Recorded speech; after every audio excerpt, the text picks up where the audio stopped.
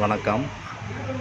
Manapad beach ஓரமாக ஒரு அருங்காட்சியகம் மாதிரி கட்டியிருக்காங்க.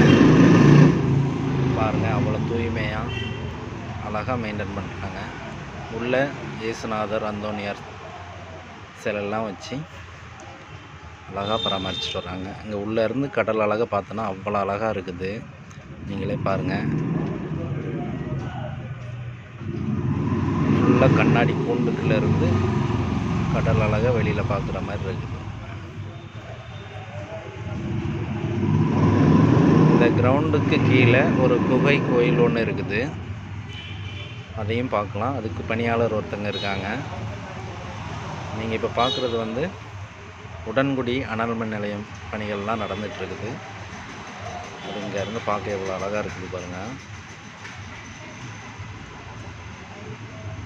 கடல் இன்னைக்கு அலைகளே இல்லாமல் அப்படியே அமைதியாக அழகாக இருக்குது.